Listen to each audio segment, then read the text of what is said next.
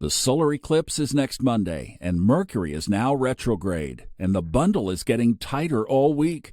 What does it all mean? Well, let's look at the charts together. I have a 39-minute video at the top of funastrology.com that explains all of it, including a look at the biblical prophecy of the red heifer. Go to funastrology.com. Welcome in to the Fun Astrology Podcast. Thomas Miller. It is Hump Day, and we're going to talk a little bit today about what's going on up yonder. And then tomorrow I thought maybe we would kick off the peak of the moon wobble with with a book from Steve Forrest, excerpt from Steve Forrest. So we'll try that. There is one energy shift tomorrow, and then I'm going to tell you about something special that we have going on. There is an energy shift tomorrow. Venus will become the oracle planet. So this is the last day for Neptune to be the oracle planet. That's the last one that comes up before the sun. Tomorrow that energy shifts to Venus, which I would point out is one of the benefic planets, Venus and Jupiter. And Venus will stay in that position until June 4th. So all the way through April, all the way through May. Can I hear a yay? Then Venus will catch that Gemini sun at that point and move on, but Mercury, now moving fastly forward ahead, will catch up with that sun, and it will be in between just for 10 days, from the 5th to the 15th. And then it's Lord Jupiter. Yay, hey, hooray, and we get that for quite a while. Jupiter will be the oracle planet. So between now and the middle of August, for most of the time, except for 10 days, listen to this, this is cool. Now, between the middle of August, except for 10 days, either Venus or Jupiter will be the planet that comes up into our daily sky before the sun.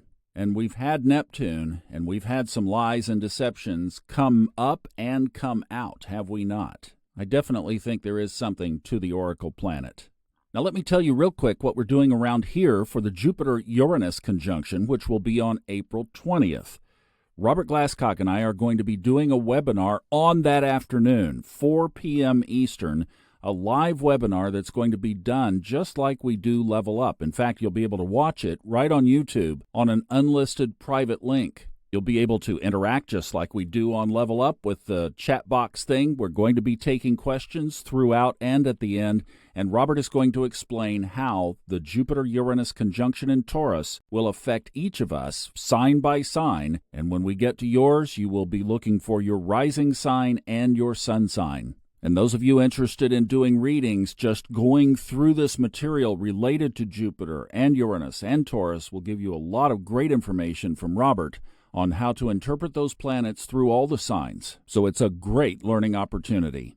Registration is open, and it's available at the top of funastrology.com. What else is in the sky? Well, at 5:07 this morning, Eastern, everything Eastern here today, the moon enters Aquarius. There is going to be a drumbeat of independence for the next couple of days. And then, speaking of Venus and Neptune both, they conjoin at 9:10 this morning in Pisces. Both of those energies, so the energy around love, money, beauty, etc., meets the gateway to our higher self. You say, I've never heard that about Neptune before. Well, think about it. It is the connection to the home office. It is our redemption. Liz Green wrote a whole book on it. One of the most brilliant astrologers truly on the planet called it the theme of redemption. Reconnecting to source, plugging back in to God. And if you think about it almost in a biblical context, what was the one thing that prevented us from plugging into God? Lies, deception, illusion, the serpent, the forbidden fruit, the false promise. Oh, you'll be just like God. That's the other side of Neptune. Doesn't that give us just a great visual of how we're going to process this? You want to be plugged in. You want to be the best you can be. You use this aspect to take a much deeper dive into the deep realms of your soul. And Venus represents love, which is the highest emotion there is. Another way to say this aspect, do you love yourself enough to go deep diving into the depths of your soul, to open up that connection with God, with Source, with your redemption? Pretty heavy stuff if you think about it. I'd love to know how many of you choose to spend some time over the day-to-day going to the depths. Wow, what a wonderful imagery. Do we love ourselves enough to really do some deep work.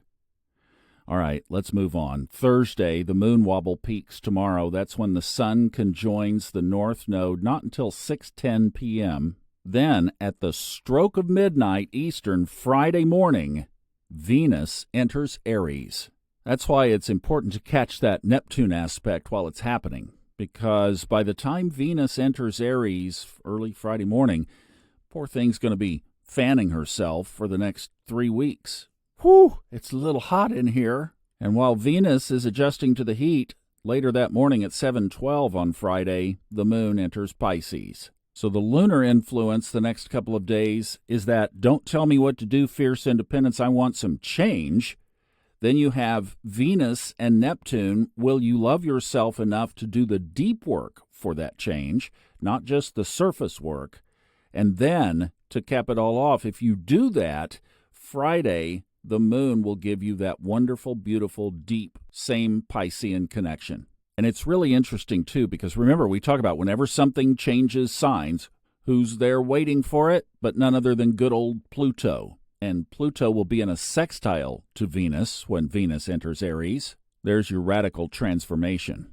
This is going to be an interesting weekend ahead of us, and really because all of that is happening under the countdown to the eclipse on Monday.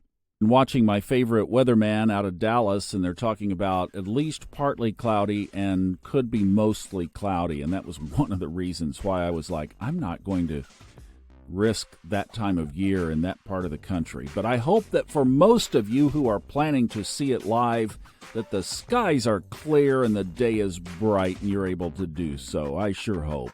All right, that sets us up. Think about this is a podcast to go back and maybe re-listen to, because there's a lot of those of you who are on your A game, this is an A weekend. It really is. Hope you catch it. I love you. I'll see you back tomorrow with some Stephen Forrest. Let's talk about the moon tomorrow from the Book of the Moon audiobook. Have a great day.